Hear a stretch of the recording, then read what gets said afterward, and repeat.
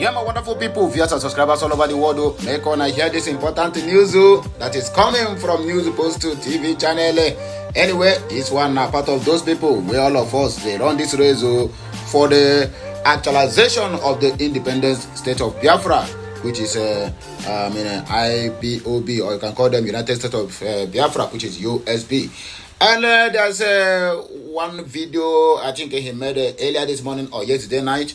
I saw this video and it caught my attention. I said, man, I need to bring this to the notice of my people because the headline of this video is what really captured my mind. It said that Tinubu have killed all opposition parties except IPOB. Biafra, the only movement that is standing as me and you is talking today. Where is PDP? PDP is nowhere. They don't cripple them. Labour Party, they don't cripple that one long ago. What happened to this, what do they call them, or this Amnesty International? They don't cripple them. Judiciary, they don't cripple them. Securities, Tinubu don't cripple. In fact, they don't kill everybody. Traditional rulers, in all the whole angles, both northeast, northwest, and north central, southeast, southwest, and south, Tinubu have crippled everything. The only thing standing now that can be able to say Tinubu or his security personnel, the murderers, military and police, enough is enough, is IPOB. That is the only standing opposition in Tinubu's government. Which, the reason why they keep on holding Mazi Nnamdi Kanu is just to make sure that they bring the Biafran to their knees. Not knowing that holding Mazi Nnamdi Kanu is even making the Biafran struggle to be gaining momentum on daily basis. I don't want to take much of your time, explain all these things. I want you to just hear it from the horse's mouth. Remember, you need to like this message, share it, comment on it, and make sure you subscribe to my channel. Let this video go viral. I want this video to get at least 1,000 shares. If you cannot subscribe, no problem, but share this video so that the Zojurians will know that the only thing that is standing that is stopping Tinubu or the Islamization or Fulanization of Nigeria or Zojuria is the independence of Biafra, the presence of Biafra, the presence of Simon Ekpa, Mazi Nnamdi Kanu, and other agitators in that southeast region. Make una listen to this our young brother, the way he take put up, and later we will come back to dissect the comment section on all the whole things that our people say concerning this matter. You go hear the do's and don'ts. I beg, let us go straight to the reason why we are here this morning. Happy New Day and happy Thursday. Happy 26th day in the month of September in the year of 2024. Now here we day. In Nigeria today as we speak, I repeat, there is no opposition, there's no movement, there's no activism in Nigeria today as we speak, except for one. And that one, it is the IPOB movement. Indigenous people of Biafra. Yes. Since Tinubu became president, all the civil society organizations went to sleep. All of them. Because you are operating a system that would never work. Never was it designed to work. Since Tinubu became president, every opposition were being crushed. The obedient movement have been crushed. Not totally, but it is going to receive a fatal blow very soon. Tinubu started with so much campaign against Peter Obi, a supposed Igbo man, and also there's some other people, in quotes, that were sponsored to speak against the obedient movement as an Igbo movement because it has an Igbo tag. They were able to go tribal, using tribal slurs and sentiments. Yes. In fact, the obedient movement was just one opposition that was seen as a threat to Tinubu's government. But the last Edo election also gave a crushing blow to PDP and the Labour Party. Everybody seems to be down. Politicians are re-strategizing. Everybody seems to be confused. But there is only one movement that is resilient, which is the IPOB movement. IPOB movement. I will not call the Boko Haram or the bandits as a movement. These guys are just clowns. They're just retarded people who wants to make money through kidnapping and using their religion as a disguise to perpetrate criminal activities. But the only movement that is still standing till today, that cannot be crushed by any government whatsoever. They will not crushed it was impossible for you to crush them since the days of Ojukwu or the Igbo landing. They were not being crushed. It is not now that will happen. You can see now, when we have been talking about Nigeria as an unworkable country because of the kind of leaders that we have, the elements of people that have rose to power through a certain system, through a certain structure, and they are willing to kill themselves to keep that structure. They are willing to make sure that they kill people. They can level half of Nigeria in order to keep that structure. Whenever that structure is being threatened by anybody, I believe IPOB once strengthened that structure. I said it before the election, 23 presidential election, that our vote is insignificant to who decides who becomes the president of the country. I have been saying it a long time ago. The structure was threatened by the manifesto of IPOB and some of the things that he had said. So they had to come together and make sure that he doesn't get to that place. Look at what Dangote has started doing of lately. One of the richest men in Africa, richest in Nigeria, recognized in the world, rich man, talking anyhow. You know that there's fire on the mountain. He's advising the federal government to remove subsidy. He said he never knew that the cabal in the oil sector is more deadlier, more organized, more stronger than the cabal in the drug sector. The cabal, he fears the cabal in the oil sector more than the cabal in the drug sector. If I call it sector, that is how Nigeria is being structured. No position comes close to what the IPOB has been doing of late. You can see, despite the killings, despite the subjugations, despite the planned work to from inside these IPOB guys to rubbish the movement, they are still standing strong, to the extent that every Igbo man now identifies to be an IPOB. We said that Igbos will not be part of any protests, anything called Nigerian protest or activism against Tinubu, that we support Tinubu till thy kingdom come. Without the Igbos, some of these protests will not have a kind of gravity that it needs to have. If the Igbos back down on any reform in Nigeria, the reform is not going to have head. The Igbos have decided not to join people that are destined for slavery, that are destined to destroy themselves, not to join them in any protest or anything standing up against Tinubu's government, but they are all focused on the country that will benefit everyone. It's not only in Biafra, it is also liberating other people from this demonic system. Tinubu is thinking that with his politics, or what he's going to do, he's going to keep the Fulani out of power. He's going to clip their wings. He doesn't know that that is far from reality. He just has 8 years to spend. After 8 years, somebody comes in and re-strategize, reorganize, and put everything back to status quo. Because I don't know the plans he has, but I believe of his sure, that Tinubu does not believe in one Nigeria. I believe so. He wants to become president, utilize the resources to develop his region and equip his people for a possible exit out of the country. All these politicians know that one Nigeria is not real. It's just bluff. I repeat it and say always that our Lord said it is a mere geographic expression. It's an expression. It does not hold water. That's why no opposition can stand the test of time under a regime that is lawless, a regime that has no regard for justice. Everybody is now beating into line. Nobody has the guts to come out and do one of two things. Even Showore coming out to say fearless in October, this and that. I believe he's playing his script. I believe he's not a threat to the government, because if he were to be a threat to the government, they will have contained him when he arrived in Nigeria. But they know that he's not a threat to the government. He might be a tool used by the government to undermine every other opposition, especially this Peter Obi of a guy.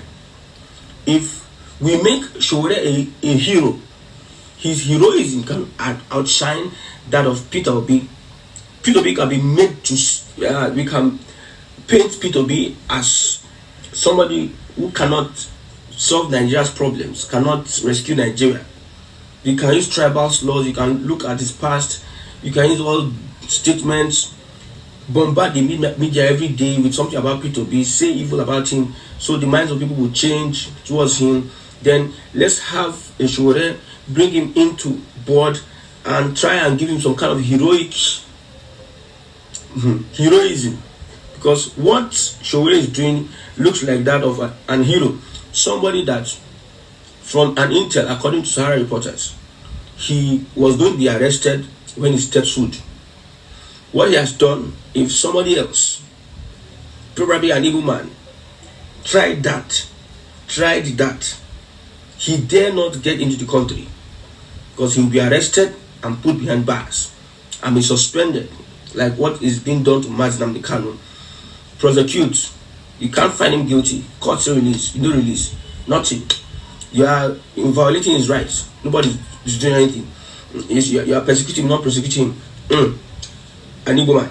You are giving people the impression when you are involved in injustice. Your intentions might be right, but when you are involved in injustice and it's open for all to see, you give you the impression that if it were big to be an evil man, you would have been behind bars. But me, I believe, you want to make a hero out of him so that you can undermine the personality of the Peter Obi, who has shocked the cabals that own Nigeria, who has shocked them to their bone marrows. So in the next election, if we can undermine Peter Obi and make Showore look like a hero, we can reduce the support. So no other opposition stands except for the IPOB. We are resilient, we are people, we are willing to give up our lives for what we believe in. We are not street. You see, I said it before, when Nnamdi Kanu is released, or when there's a Biafra declaration, which eventually it comes to reality, you know the people that are supporting this Biafran whatever, they are not talking. People that are talking, they are irrelevant, in quote. Like, they are not.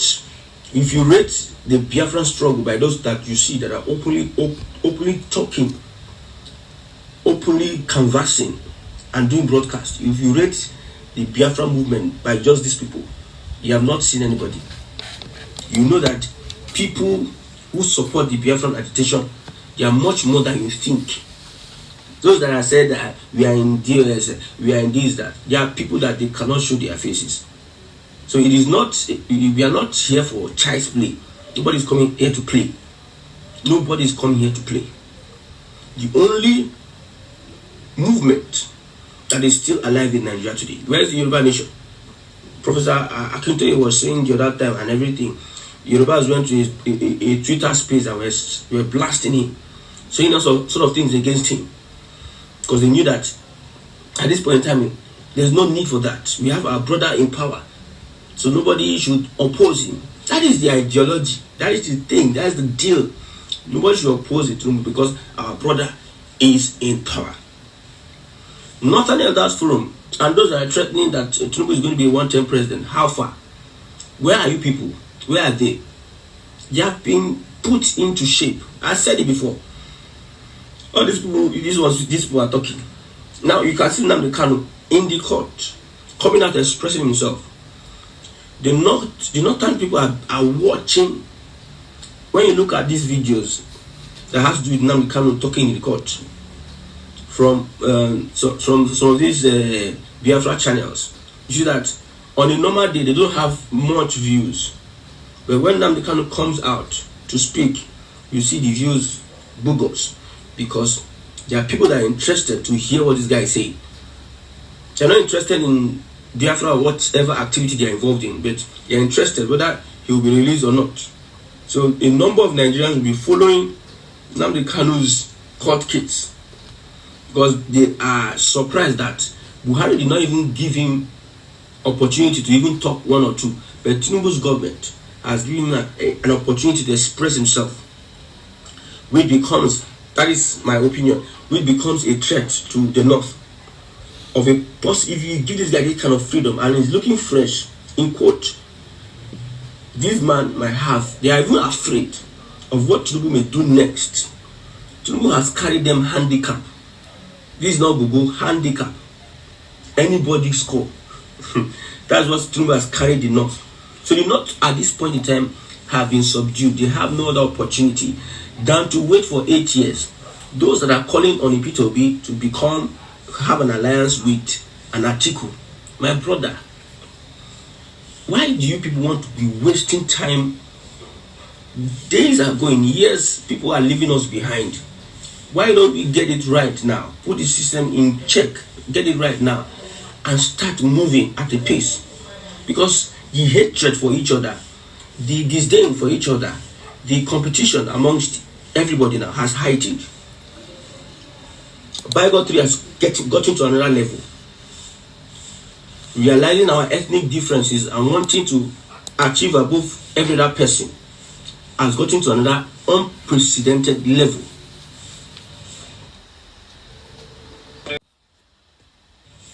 Why do you think we can move on with all this awareness?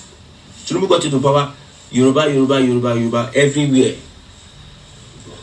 So other people, other tribes don't they have the opportunity? Do they have the capacity? Are they not capable of being in those positions? Why is it that the occurrence is just Yoruba? Because there's a Yoruba president. Everybody, Buhari got there, he bastarded his whole thing. Fulani Hausa, just all over his government.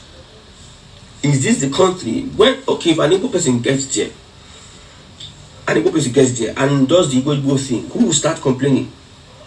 Although if an Igbo person were to be there, if P2B were to be there, and he does what Buhari does, both Wale Soyinka, both all those pastors that refuse to speak, to do anything, those people that kept quiet, those civil society organizations, those CSOs, those activists that refuse to do anything, they will start bombarding the newspaper, both locally and internationally, with all sort of write-ups, all sort of threats of protest. Even the National Assembly will have passed their second reading, getting their third reading to impeach a P2B, an Igbo man. You see, that in reality, if P2B were to follow the shoes of this our president, it would have been a different game. Yoruba nation would have been alive. Threats to even divide from Nigeria would have increased vehemently just to remove him from power. So is this a country that you want to build unity with? Is this a country that you are thinking that we can move forward? You know it's not possible for Nigeria to be saying that we are one big, and no, it is not possible. Look at what the president's wife did the other time. Unity fabric. And I get to see the reaction Nigerians have. Day-to-day activity of every Nigerian, it is just hating on each other. Why don't we find a way to permanently put this in check? The P2B does not really believe in Biafra, but because it's an Igbo, that hatred is there. Hatred is there. And because he's an Igbo that is capable, that has competence, that wants the best for the country, nobody likes him. I've said in my previous broadcast that it is Igbos that really want one Nigeria. Every other tribe is trying to take advantage of every other thing that they don't have to develop their region. The Northerners are mostly people that own oil wells. Most of them. Where's the oil in the north? But they are cattle, they are ranching, they are everything. They want the federal government to give them places, give them land, allow grazing routes, they move anywhere. Whether they are paying taxes, the federal government, only God knows. They have a personal business, and the government, they want government to fund their business. But that belongs to the South is the government comes to take charge of it, destroy the communities, the people that are owning oil wells in those regions are people that are outside of those places or those communities, the north. If this were happening in the north, do you think that we'll be sitting down here today to talk about this? Don't you think that Nigeria would have been divided a long time ago? Unlike Lagos, that the federal resources was used to, they used federal resources to build Lagos. The first settlers built Lagos. Lagos was a colony, so you should attract development. The plans were there, and again, the oil money in the Delta region was used to build Lagos and everything. Look at the infrastructure we have in Lagos. You don't see it in Calabar or in Enugu or in Port Harcourt. Everybody is just wanting to take advantage of what is in the southern part of the country to build their region. But an Igbo man is almost going everywhere, making sure that he contributes to the society he finds himself and also contributes to the development of the economy of that place. The competition he brings into a community will help everybody sit up, and people are now moving towards prosperity. An Igbo man pays for his shop, pays for his house, pays his taxes, and is always law abiding. Is the person who wants to express himself freely. Although threatened by his nature of wanting to succeed, people want to put a limit on him, and he's everywhere. Would you say that for every other region or every other tribe? You won't say that, because these people, they don't want Nigeria. They always want to stay in their region and develop their region against somebody who leaves his region, even leaves his region, go and join in the development of other places, which is his nature. That is why we are calling on everybody at this point in time. Go back to your communities, take a step and see how you can develop your communities. Invest in the human factor in your communities. We have an Ajaokuta still. Don't we have engineers that we have been having universities up and down? Every Jonathan had to build universities. I don't know. We have had universities since the time of, I don't know, independence or universities, but we cannot churn out graduates that can handle our steel. Every time Russia. At the end of the day, you use that to steal money. Can't we identify key sectors? When you go to Aba, identify skill sets that is needed to develop that place. Skills that are needed to develop that place. And you build somehow like a technical school, and students are being enrolled to learn that skill, and they are engaged. It brings development of the Igbo child. They are educated. That's education. Learning a skill is education. Do you think going to school and sitting down and be writing up and down, or those what we call it? Learning a skill is education. Developing our region is the next port of call. It is okay. Wherever you go, they don't want you, especially around this area. Let's call back home and make sure that home is safe. Home is a place that we can relocate back to, retire back to, and enjoy all the good things. Forget the federal government now. Let them start playing their politics. Like I said, any party that is evil will not last. Evil has never overcome good. It is only good that overcomes evil. Even the devil knows it. People like Abacha and Babangida and the rest, they never ended well. So if you think somebody wants to be doing evil against somebody that God has designed for greatness, at the end of the day, it is that person with all the things that he or she has that will not end well. Imagine what. Another here and finish you. This one is coming from our brother, who always find time to do his analytic, the way he understand it very well, because in this journey or in this struggle of independence of Biafra, everybody have their own callings. Some people are being called to share, some people are being called to speak, some people are being called to broadcast, and some are being called to do offline duties. You know, we have online and offline duties. So these are the things, or these are the qualifications that we all gathered in this social media of 18. So whichever way you have your own, please try to use it well, deal with it, and make sure you use it for the benefit of the people around you and for the benefit of the Biafran struggle. Anyway, let us just dissect the comment section to know exactly what our people think. At Precious Ashimole said Biafra is a spirit, cannot fight. Biafra is a spirit and cannot fight spirit. Okay. Betty Angel said, would it not have been better for P2B to support Igbos, and the Igbos will have stood strongly for him? Yes, not true. You talk. And according to Atichi Emo Bunike said, IPOB means the indigenous people of Biafra. It is time for the people. It stands for the people. Now let me correct you, even though you are doing a great job. BG means Biafra Republic Government in Exile under the leadership of His Excellency Mazi Simon Ekpa has brought Biafra restoration to a level that it has never attained before. Operating as a government has changed everything about this movement. Without BG, the people that sold our supreme leader Mazi Nnamdi Kanu would have succeeded. Please, it's very important to educate your viewers very well. Thanks for your good work. This one is really noted. I noted it, and it is very, very important. Chris Onyebuchukwu said Biafra is our home. Igbo kwenu. Ikwere Mekao. Ikwere Mekao. Okay, Ikwere Mekao. Oh, that is Ikwere, an Ikwere man. Adele said that Tinubu has captured Nigeria as he captured Lagos. The Fulani put Tinubu in power thinking they can control him and born by an immense hatred for Igbos. Today, the snake they created is ready to swallow them. Fulani will suffer more from this government. That's why I am happy about Tinubu. Even after his 8 years, he will still install his godson. I want to see how all this will end. Of course, because Tinubu have captured Nigeria, and there's anything they can do. We have captured Asoro. There's nothing anyone can do about it. Thinking that Tinubu have only 8 years to spend in that seat, my dear, you better think twice, because Tinubu grab power. Waiting the sign when he grab the power is until death do him part with the power. And let Tinubu finish his first time before you start to praise yourself. Mind you, IPOB is a terrorist group, not movement. Wow. And then mad yourself. But